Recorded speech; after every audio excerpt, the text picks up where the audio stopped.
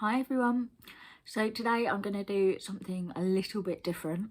I am going to react to a video. It's called One Day as a Tourist in Bishop Stortford, Hertfordshire by UK Travel Vlog.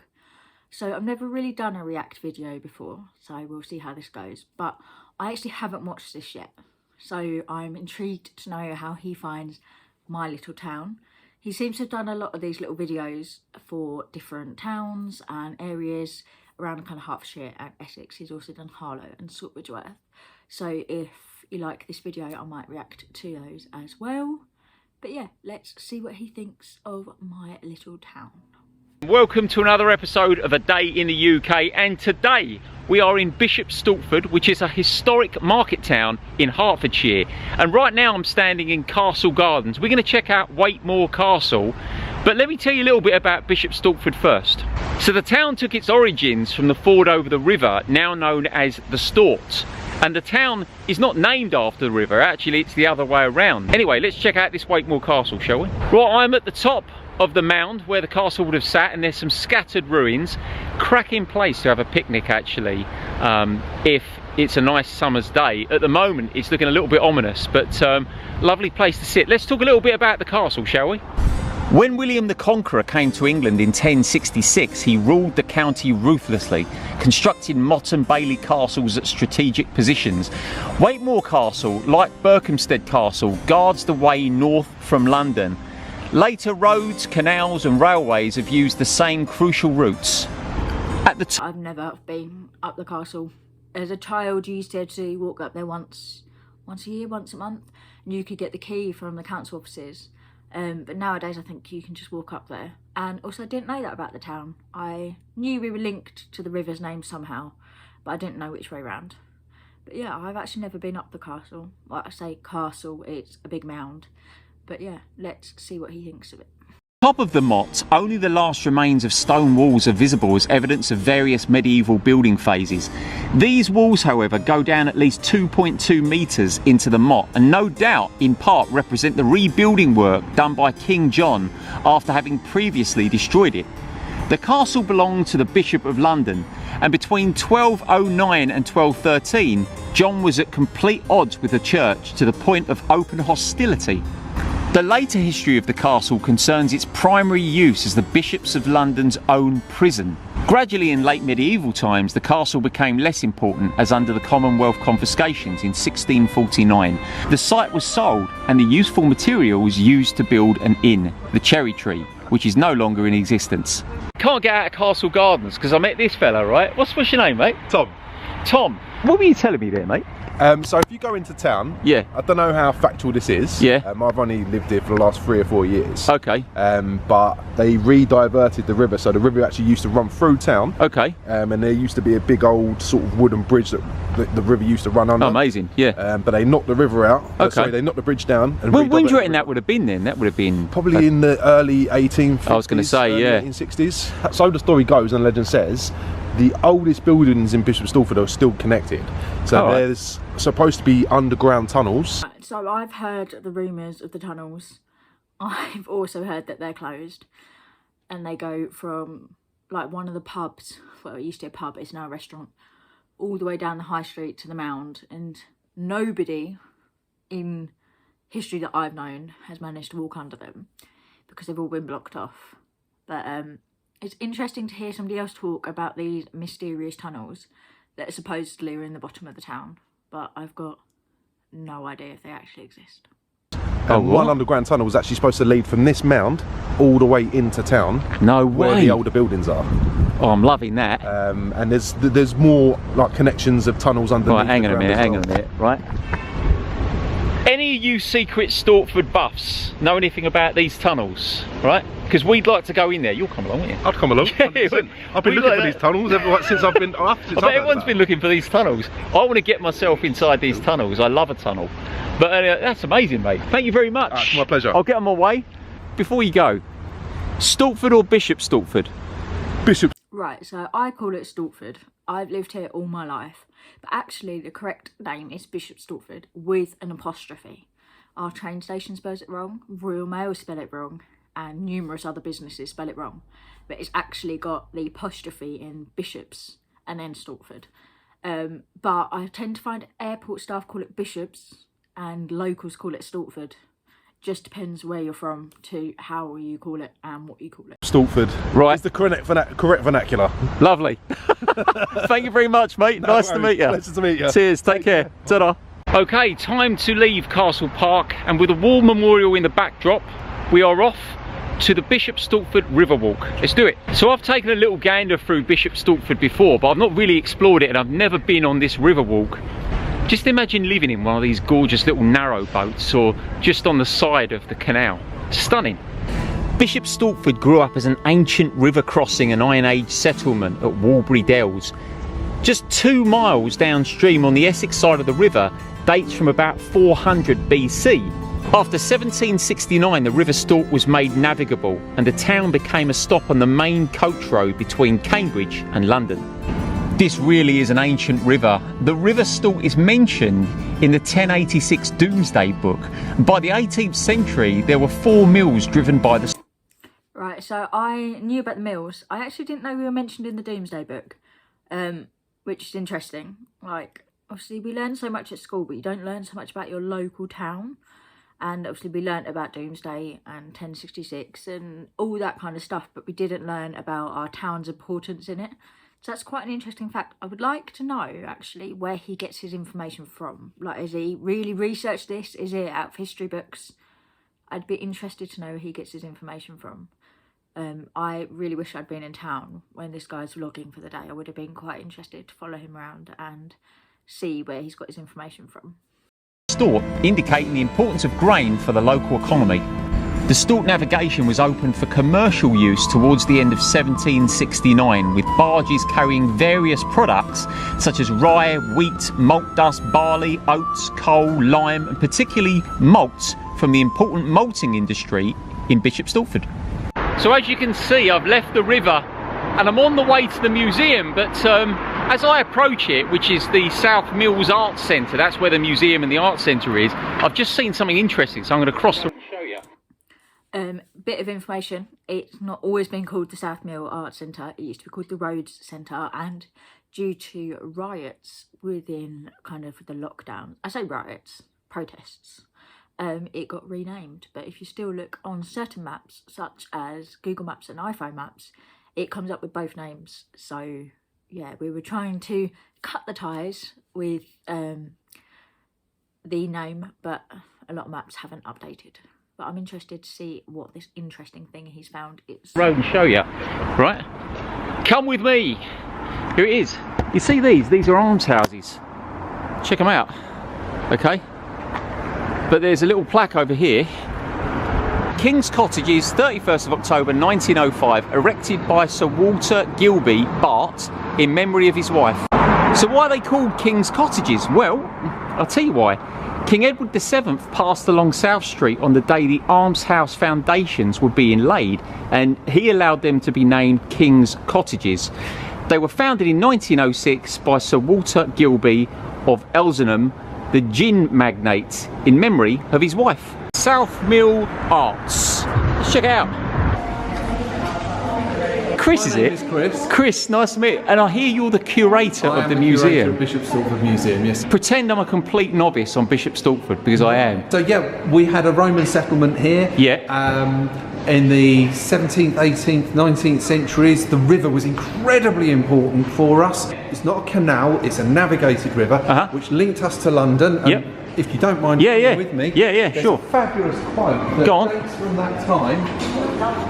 1769, navigation opens, and now the town of Stortford is open to all parts of the world. This was a massive step change in the fortunes of the town. We ended up with the Corn Exchange being built in the town centre. I think it's 1842, the railway came to Bishop Stortford and we became a commuter town. Can we take a look at the museum, Chris? Certainly, come on. Brilliant, let's do it. Right, we're in a significant room here, Chris. Yeah. Right here.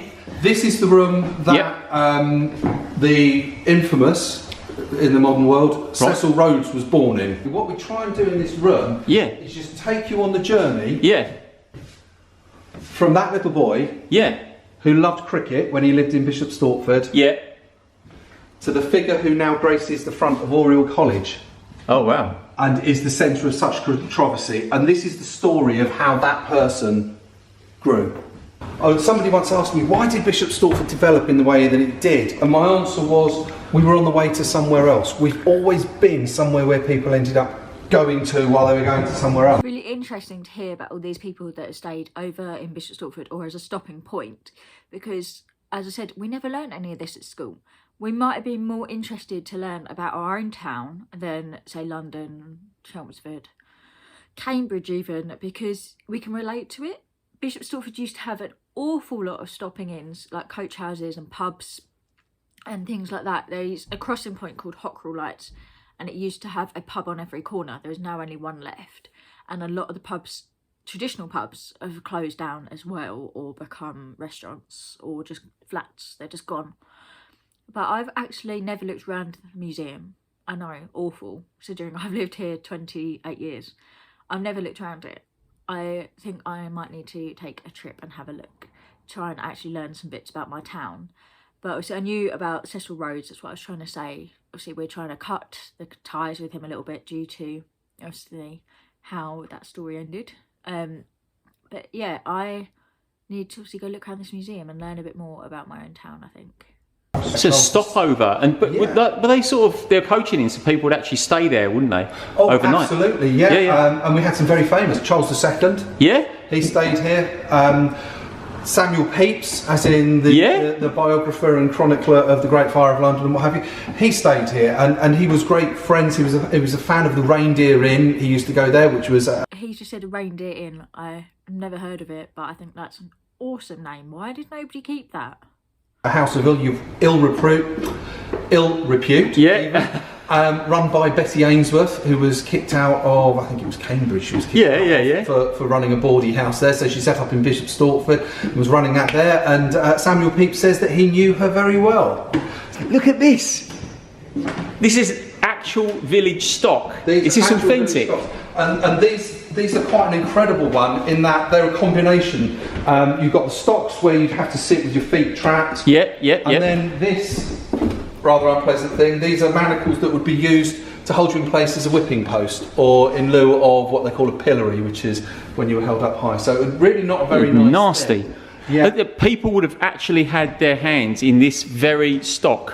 Yeah, the wrists would have been clamped in there, and then you'd have had locks holding that down, so you'd have been stuck like this, and then whoever came past could have done what they liked, or you could have been whipped or whatever. So pretty nasty. Amazing. I literally didn't even know we had those in the museum. As I said, obviously I've never visited, but I think that's amazing. I might actually take Ethan down there at some point. It's free to visit as far as I'm aware.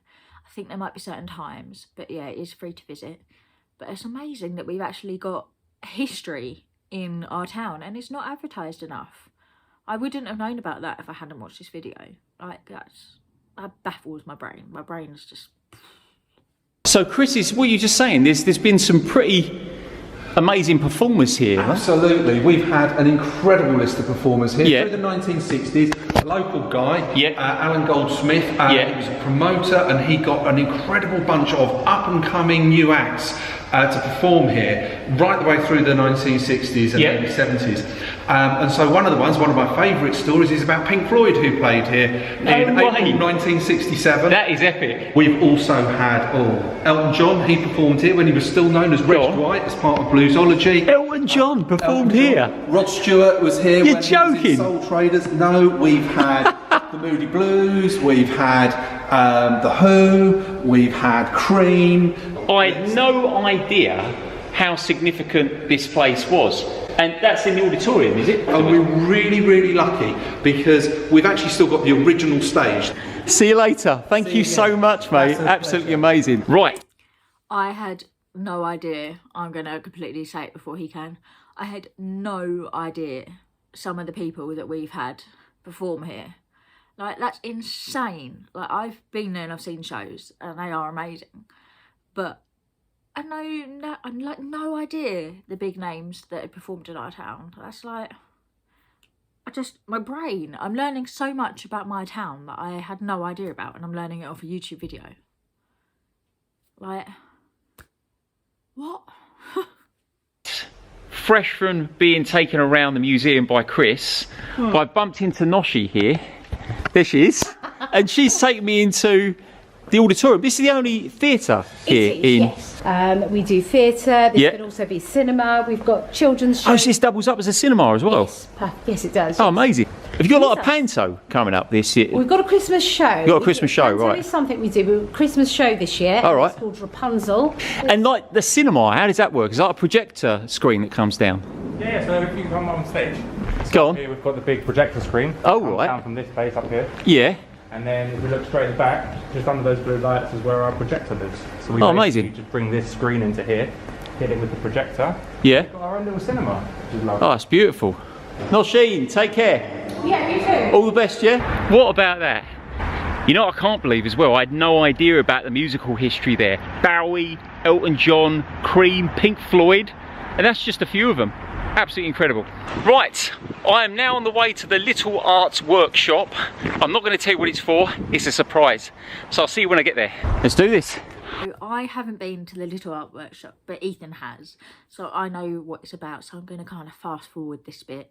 As much as it's interesting, obviously I know what they do. Ethan's been there, I've, you know, spoken to them before, and I know what's going on, so I'm just going to skip through this bit. As much as they are brilliant, if you're in town, visit them, book in for a session. They do wine nights as well, which is awesome, but otherwise this video is going to be super long if I keep every little bit in. So I'm going to skip ahead and see what he does after this. This is Jessica, and you run this place, do you? Yes. Brilliant stuff. What are we going to show me today, Jessica? We're going to have a go at throwing Throwing what? on the pottery wheel. Why are you slapping the ball of clay? The more you slap it, the more supple the clay will become. I was going to say, it looks quite abusive to the clay. You have to tell the clay to be a ball.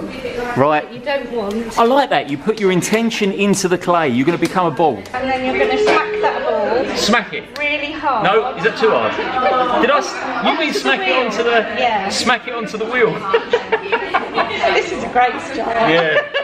Okay. Right. So slap it on there. We don't want it to move. It's got to be stuck onto that plate. All right. So Okay. I'm going to make the ball of clay wet, and you're going to wet your hands in the pot of water. Go on. Right, and then I'm going to turn the wheel, and it's going to Right, spatter a little. It's going to spatter, is it? Okay, good. Has anyone done this? Any of you done this? Let me know in the comments. Jessica's covering my jeans because it's splattering everywhere. So you're going to put both your hands on that. Oh yeah. And you're going to make it into a cone. And then you're going to push that cone down. Your hands on the top. Okay. The cone. Squeeze the edges. And you're going to make it into a cone shape. And make it into. Oh, I like that. Hang on a minute. Ground your elbows. Ground the elbows. Yeah. Okay. Okay. So that. But actually, no. That's once it gets smooth. It's really soft, smooth clay. Okay. Good. Good. And now what? So now you're going to take one hand and support it, and the other hand you're going to angle. Yeah. And push it down. Okay. Sort of mushroom. Okay. Angle that hand a little bit. Angle that hand. Bottom of your hand down. That's it. Alright. Oh, hang a minute. Down, down, down. Use muscles in your back Yeah. to push. That's your lateral muscles. Okay. I feel like it's going wrong, Jess. It's not. How's that? Cool. Good? Right, now you want to start a sort of cylinder shape before you start throwing. The trickiest part when you're throwing is getting it centred. It needs to be centred before you throw the pot, apparently. Otherwise you're going to have a wonky pot. Okay. Now take your hand on the side. Yeah. You right or left-handed? Right-handed. So if you use your left hand to Yeah. support it, elbow Okay. down, and then you're going to take the thumb, Yeah. find the centre point with this thumb, Right. and then you're going to drive it down Yeah. all the way Yeah. to the base, but not through it, otherwise you'll have a cylinder and not a bowl. How's that? Good. Brilliant. Next thing you're going to do, Okay. you're going to take your finger and your thumb, Right. Yeah. and you're going to pinch that wall out, out, out, out. Yeah. Towards your fingers, but you're going to support with that hand, and you're going to do your finger and thumb with that hand. Squeeze those balls out, out, out, and and try and get. Am I bringing it up? A little bit, yeah. Slow down, slow down, slow down. Slow down. Hello. What have we got here? Have I made like a Roman pot or something? It's fine, it's fine. You want all your walls to be an even thickness. Okay, so I've decided to make a bowl. What am I doing from here then? Right, I'm going to take my hand. That's the angle that your bowl's going to be. Right, yeah. So mirror my hand. Okay, yeah, good. And then you're going to take your fingers and you're just going to pull those walls towards that hand. Okay, so if you angle that one out a bit, you can put it out further if you want, or you can keep it a sort of upright hole. That's a really lovely shape. How's that? That's beautiful. I like that. Just got to get it off the wheel and keep it. Brilliant. Right, now you can dry, take the sponge and Yeah. pinch it like that. And Yeah. you can dry the inside. Okay, why are we drying the inside? So it's not too wet, so that you can have a nicer finish on the inside. Okay, so for the finish of the inside, okay. Oh, nice. Oh, I see, yeah, good. That's like your maker's marks, because it's made by hand. You want to show that it's made by hand. That looks really nice. You can take a little bit away from the foot. Yeah. Scraping that, so keep it nice and flat on the base. Yeah. Just nudge in and take excess clay away. Okay. And then just take your finger and give it a nice smooth finish at the bottom. That's it. What about that? Jess, thank you so much. Brilliant tutorial. What you got here then? Is this the... This is where the magic happens. Yeah. So this is the kiln. We've got another one here, but that's warm still. So. Okay, good stuff. How long does it take then to for the pot to be ready in the kiln? So it needs to dry. So Yep. a few days it will dry. I will turn the base so that it's nice and neat as well, and it stands flat. Brilliant. And then it will go in the kiln to be fired, bisque fired. What's that? So bisque fired is when it turns it from wet clay into pottery, into hard ceramic. Great. And then you can either come back and paint it with our special underglaze paint, and then we'll glaze fire it for you, or we can dip it all in a clear and you can have a white bowl. Thank you so much. Brilliant job. Right, I'm off. Cheers, Jess. No worries. Thank you very much. What about that? What do you think of my pot throwing skills? Not bad, not bad. Anyway, as I'm walking towards the town centre, which is the next stop, I've come across this. Millers 3. Standing on land once called South Street Field are 3 of the finest remaining maltings left in the town, each erected at various times in the 19th century. The buildings are officially known as Millers 1, 2 and 3 to commemorate the original maltster, Joshua Miller. Malting is a process that converts the starch in cereal grain, usually barley, to alternative forms of sugar used in brewing. It was the malting industry that brought Bishop Stortford wealth, fame and long-term employment. Now there's lots of different businesses set up within Millers 3, and Bishop Stortford's escape rooms is one of them. You're doing it, aren't you? Yeah. I know this area quite well. Obviously you walk through here to go to the train station most of the time, and my friend owns a pizza company down there. I've not done the escape rooms, it doesn't appeal to me. But if you're ever in the area, head down there for the best Chinese at River Mill. There's also a dance school, work from here settings if you need to work in the local area, Wi-Fi, office space, etc. And there's also a new essentials shop that's been opened, which isn't in the video because it's literally just opened. But if you need nice craft beers or obviously just supplies as you come past on the train station to go home, then pop in there and see them. Didn't realise there's a hole in my jumper. But yeah, the best pizzas are from the pizza guys in this location, so make sure you check them out. There we are. We've come up from Brighton. Yeah. And in fact, the rest of the Elite Six, as we like to call ourselves. Oh yeah. We're coming up to do the overnight escape room. We're really looking forward to it. We love escape rooms. So you've done a few of them, have you? Yeah, we've done quite a few, but we've never done an overnight one. So it's really. I'll tell you what. When he told me about, I just popped in there. When he said they do overnight, I've never even heard of it. No. It's like a hotel, but the best hotel you can get. Totally. Amazing. As I make my way into the town centre, I've got to tell you about a crime that happened in the early 1900s. In March and April 1825, a number of buildings in Bishop Stortford were set alight, causing great alarm. A committee that formed offered a £500 reward for information on the arsonist. Several threatening letters were received, warning that Stortford shall be laid in ashes. Thomas Rees was arrested and found guilty on the charge of sending the letters, but not of... I had no idea about that story. I'm literally learning so much about my own town, which is insane. But yeah, that's amazing. I didn't know that. But why was he never convicted? Like, why was he convicted of arson? Oh my God, my mind is blown, honestly, guys. Like, I just don't... I've never known any of these stories. It's madness. arson. He was transported to Australia as a convict. I didn't realise it was market day, which is a nice surprise. So yeah, let's go and find out what the market's like, shall we? How you doing? You all right? Have you been on this market stall long? 34 years. What's that accent? I know I'm not old enough. You're not early. I was going to say you're 28. I am Scottish. I am from Edinburgh. Edinburgh's absolutely stunning. It is beautiful. Why are you here and not in Edinburgh? Edinburgh's a beautiful city. Because my mum and dad brought me here when I was 13 years old and I didn't have much say in the matter. Oh, I see. But I'm glad they did. And what we got, you here every week, are you? Every Thursday, yes. Every Thursday, yeah? Every bowl on the table is £1. Everything for a quid? Every English strawberries are £1 a box. Oh, lovely. And what's your name? Angie. Angie. Yeah, see you later. Nice to meet you. You too. Ta-da. How long have you been here for? Since 6:30 this morning. Very good, very good. 22 years. 22 years, yeah? You know what, I'm glad that you're still going as well. So many stalls just fold over the years, don't they? It is, yeah, it's hard. I bet it is. And I bet you've seen this market stall, not this market stall, I bet you've seen this market drop off in terms of the stalls over the years. Hugely, yeah. Hugely. How have you survived? You've just got to diverse, you've got to change what you're doing. Unfortunately, prices got to go up as well. So basically, diversify, don't moan, and just change things up, basically, really survive. Yeah, basically. Nice. Hello.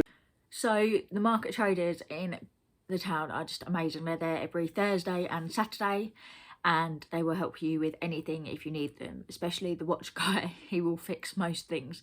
And the fruit stall is lovely. She's just amazing. There is a brilliant plant stall as well outside, Waterstones, which I'm pretty sure is there on a Thursday, but I know it's definitely there on a Saturday. But yeah, the market is small. It used to be a lot bigger, but it is brilliant. And obviously, if you've seen our previous video, you'll see the Christmas market that we went to, where there was over 100 stalls, and they pedestrianised the whole street, which is brilliant because that doesn't normally happen. But the market is second to none. It is good. Hello.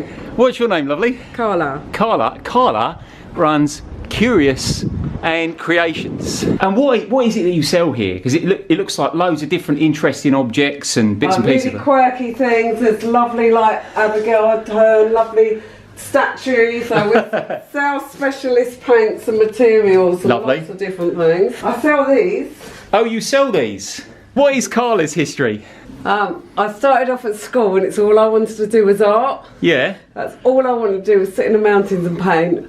Is this where your heart is? Is this what you're doing now? It is with painting, but I do therapy work as well. Oh, you do therapy work as well? Like what? Psychotherapy, hypnotherapy, do you? past life regression. I kind of like to use my natural instinct or spirituality, like in linking with anyone.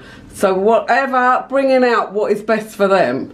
Oh, really? What makes them happy? What empowers that person? So the same in their home. What makes them feel good in their home? Yeah, got it. Rather than just my way of thinking. Right, yeah. So you use what people's passions and interests are in order to understand and get out their true potential, basically. Yeah. But it's so lovely to meet you. See you later, Carla.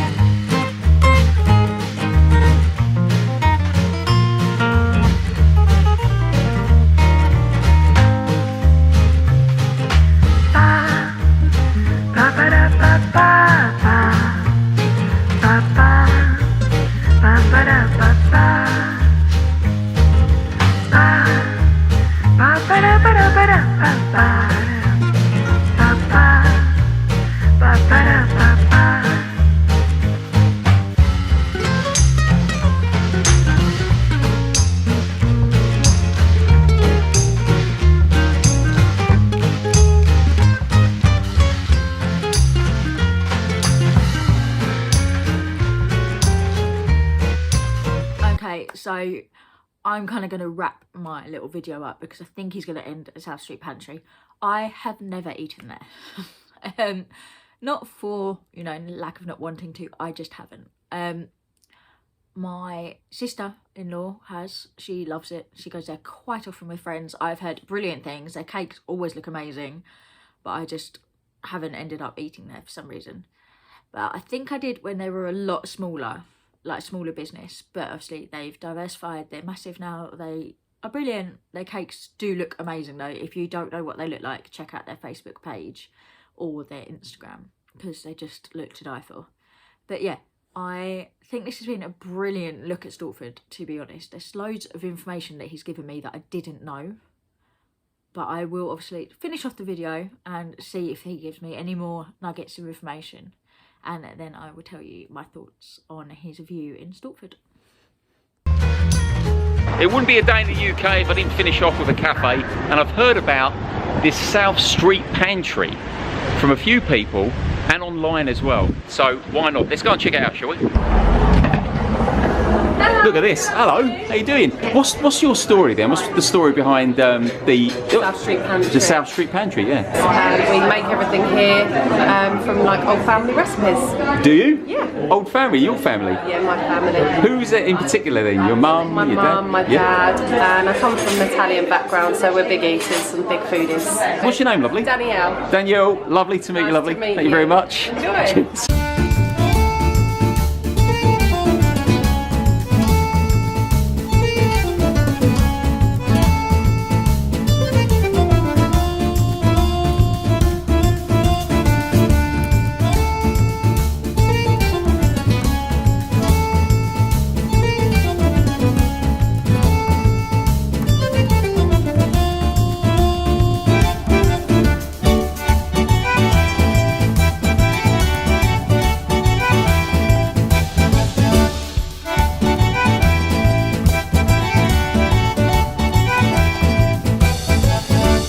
How you doing? You alright? Yeah, all good, all good. Good. I come here like almost every single week, so I Every week? You're a main customer? Yeah, I am. Oh, good for you. You should try the chocolate brownie, it's really nice. What else would you recommend? I just had a coffee myself, so Yeah. I would recommend the coffee. Any chocolate cake, I love chocolate cake. Oh mate, a lot of them. everyone loves a bit of chocolate A cake. lot of cake, so whatever you choose is good. So, Lovely. yeah. Cheers, guys. Right, let's take a look at the menu, shall we? So we've got a lovely set of breakfast here.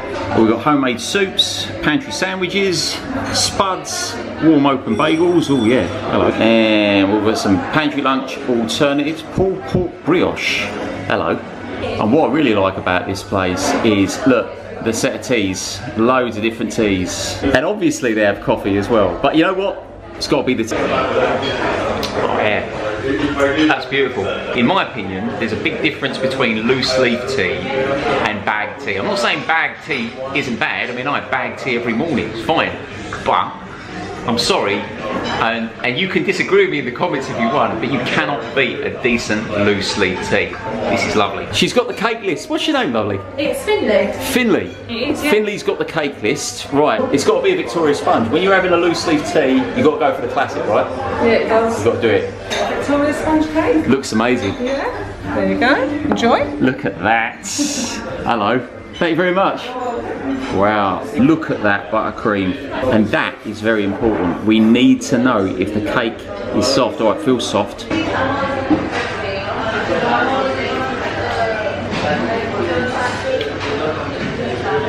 Just give me a moment. Give me a moment.